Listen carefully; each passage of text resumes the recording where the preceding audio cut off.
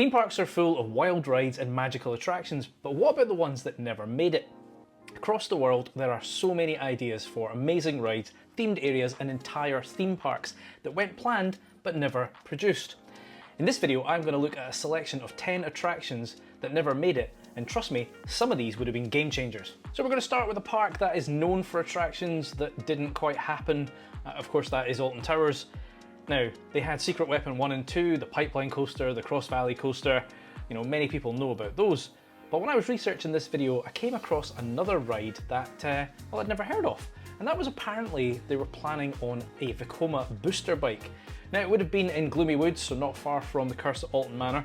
And despite this being a booster bike style ride from Vekoma, apparently it was going to have the trains themed to broomsticks, which would have been kind of interesting. So I'm guessing there would have been some magical or witchcraft kind of theme going on there. Now, I couldn't find any images of this apart from that kind of schematic of the track. So I asked AI to tell me, like, come up with some graphics of what this might look like. I don't quite think it got the memo though, because, well, this first image that it produced, first of all, not a booster bike because the trains carry 4 people, but also 2 of them are about to crash into each other. So maybe AI doesn't quite get how roller coasters work. So then I said to it, no, it's a, you know, a longer train, 2 across and something like 8 deep. So it produced this, which, I mean, it's kind of got that part of the memo, but then these broomsticks are sticking out and would knock people over. So that wasn't great. So then I said, no, make sure that the broomsticks are parallel to the track, not perpendicular. And then it did this. So they kind of look like weird over-the-shoulder restraints that you hold on to. So yeah, imagine what this would have looked like, because none of the things I've just shown you is what it would have looked like. So the next one I've got is over in America in Disney. Now, that is a park that is renowned for constantly coming up with these kind of crazy ideas that typically don't happen, right? I mean, they've got their D23 every year where they talk all things Disney, and usually it's lots of blue sky thinking, here's some like crazy concepts. Although recently that's changed because, well, they're having to compete against Epic Universe. But when Animal Kingdom first opened, it was initially planned to have 2 kind of attractions over in the dinosaur area that kind of pinned that section of the park. Now, we got Dinosaur, that happened, but there was a plan for a ride called Excavator.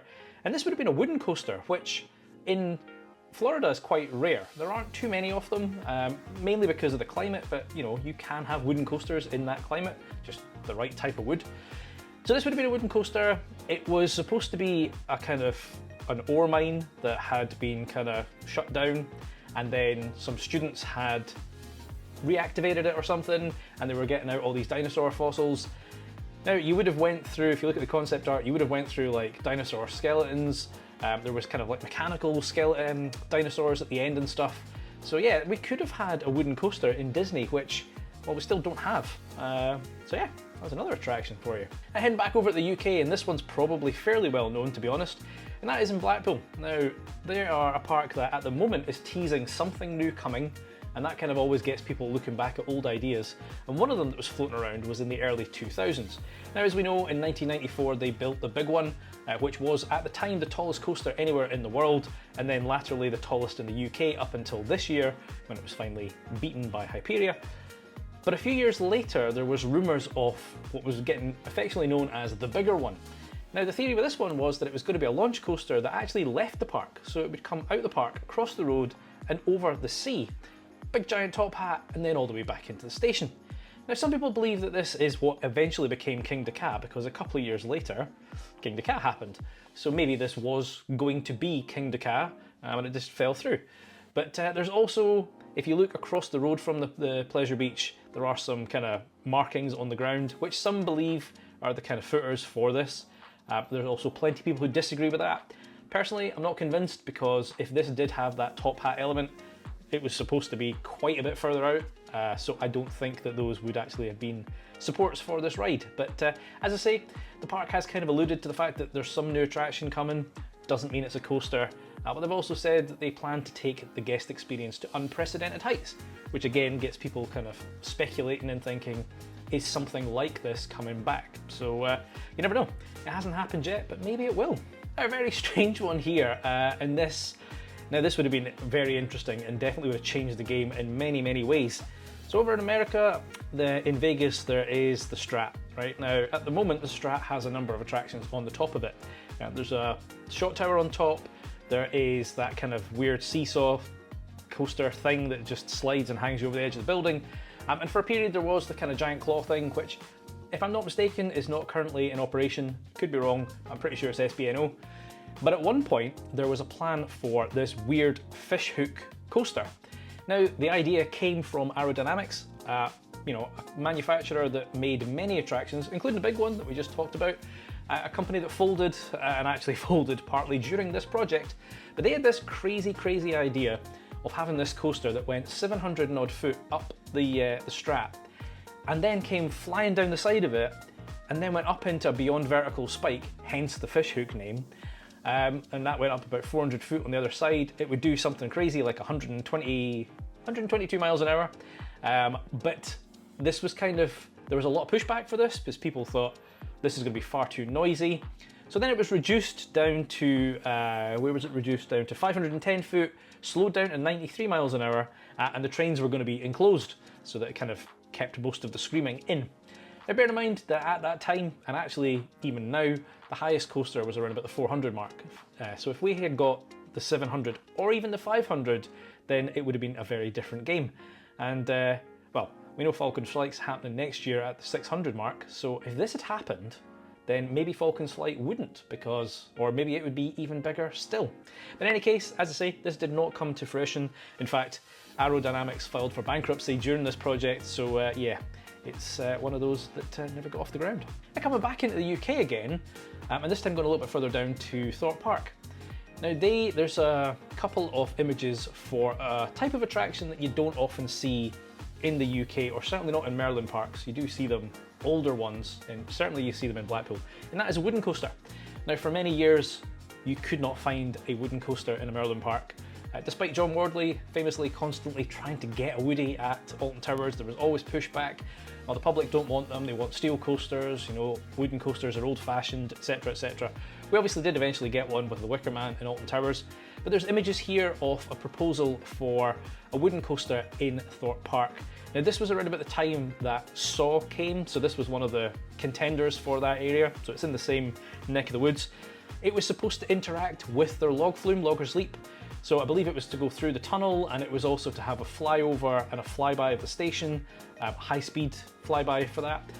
There's not much more known other than these two images, so I guess it was very much an early concept at the same time as the Gerstlauer that we got. But personally, not a huge fan of the Saw. I like what it stands for, I like the whole kind of the concept, the horror thing, and visually it's a nice looking coaster. I've yet to have a comfortable experience on it, so for me, I wish they'd got this GCI, but they did not. Right, we're about halfway through this list. If you are enjoying this, make sure you hit that like button and do consider subscribing. I do crazy lists like this all the time. Right, so if you go over to America and Universal, this could have been very different because some of the original concepts was a DC land instead of Marvel. Now, we obviously didn't get DC, it ended up being Marvel. I believe this was to do with kind of the royalties, so I think the park was offering 6% royalties, the owners of DC wanted 10%, there was some compromise. Anyway, it didn't happen. We did not get DC, and as we know, there's now Marvel. But if there had been, one of the attractions that was supposed to be in this area was a Batman versus Penguin coaster. Now it was a suspended coaster, and it looks a little bit different. Some people think this was kind of the precursor to what we ended up with for Dragon's Challenge, obviously Jewel and B&M. The concept art doesn't look anything like a B&M. I think it would have been very different. But the theory here was that you would decide whether you were going on the Batwing or the Penguin, which is a really stupid name, and then you would go into one of two different queues. So depending on the queue you went in, you would either go through the Batcave or through Penguin's lair. You would then get on this coaster, suspended coaster, and then there would be a kind of dueling element as it went through. So yeah, it's interesting because although Marvel is in that area right now, obviously Marvel is now owned by Disney. There's weird things going on there, like Disney can't build new Marvel attractions in that area if a competing attraction already exists in Universal. And I'm pretty sure if Universal closes any of the attractions, they have to they get rid of it.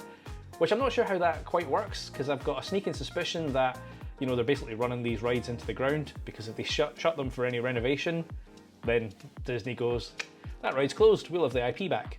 I could be wrong on that one, but I'm certainly sure that the whole Marvel thing is, like, they're trying to hold on to that as much as they can. And I'd be curious if they do end up having to give that up and it goes to Disney, what they will do. Will they revert to this DC idea? There obviously are DC in other parks now. There's the Warner parks around the world. So yeah, who knows, but we did not get this Batman and Penguin coaster. Right now, so I was trying to find some coasters in Europe, right? It's fairly straightforward for me to find them in the UK, and certainly if I look at Universal and Disney, there's tons. So I thought I'll try and get some in Europe, and I did find a couple, but it was certainly harder than I anticipated. One I found though was in Phantasialand. Now, this is definitely one of my favourite parks, despite only having visited it once, and before the channel started in fact. I absolutely fell in love with this place. It is spectacular. It's crazy to think it's about the same size as Blackpool, but it is probably more immersive than a Disney or Universal. In any case, around about the 85, they were looking at putting in an Intamin bobsled. Now, I did another video about this recently, talking about removals, because an Intamin bobsled has been removed in America, and there weren't very many of these. There was maybe 5 or 6, similarly about 5 or 6 Mack bobsleds, so it's not a super common ride type, but they were planning on putting one in. It was just going to be called Bobbin, or Boban.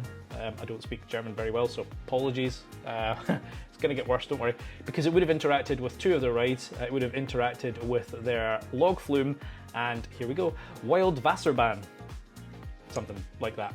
They didn't put this in, and the reason they didn't put this in is because at the same time, Efteling were putting in their bobsled, just called Bob, and Europa Park were putting in their bobsled as well. So there was one Mack, one Intamin going in, and they didn't feel they had enough unique about their bobsled to market it. So we did not get a bobsled in Phantasialand.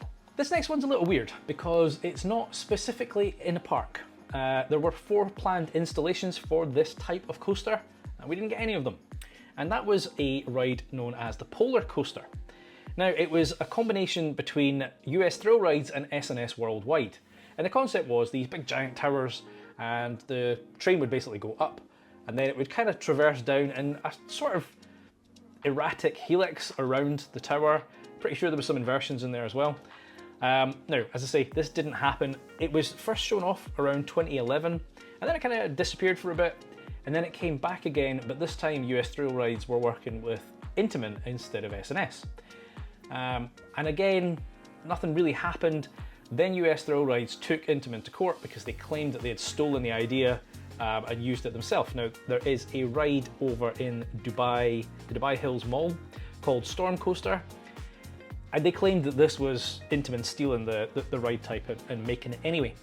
I can see some similarities. The Storm Coaster is inside the building rather than on the outside of the building.